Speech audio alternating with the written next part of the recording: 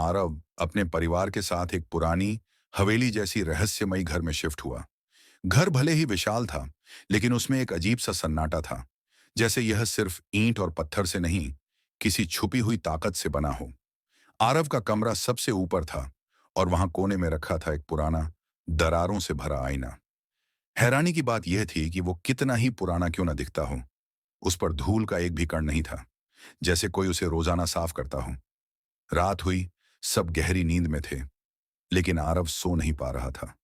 उसे अचानक एक अजीब एहसास हुआ। आईना हिल रहा था। आरव झटके से उठ बैठा और धीरे धीरे आईने की तरफ देखा। उसके दिल की धड़कन तेज हो गई। आईने में उसका अक्स था, मगर कुछ तो अलग था।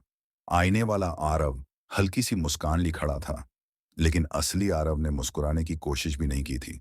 उसके रोंगटे खड़े हो गए। उसने हल्के से अपना हाथ हिलाया, अक्स ने भी वही किया। उसने गर्दन हिलाई, अक्स ने भी, मगर जैसे ही उसने आंखें झपकाईं, आईने वाले अक्स ने नहीं झपकाईं। आरव की सांसें अटक गईं।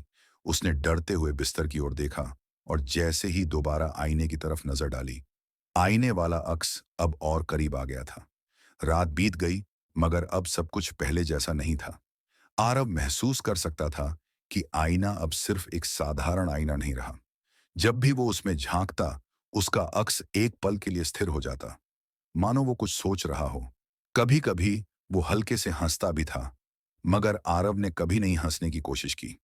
फिर वो दिन आया, जिस दिन असली आरव गायब हो गया।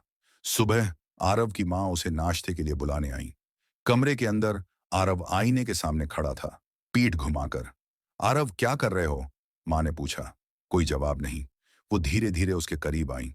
आरव ने धीरे से सिर घुमाया और मुस्कुराया। माँ का दिल बैठ गया। आरव की आंखें पूरी तरह काली थीं। उसकी मुस्कान इंसानों जैसी नहीं थी। फिर उसने बेहद धीमी आवाज में कहा, अब मैं असली हूं, और जो आईने में है वो बस एक परछाई थी। आईने के अंदर अब भी आरव का अक्स था, मगर वो घबराया हुआ था। वो चीख रहा था, मगर अब वो कभी बाहर नहीं आ सकता था।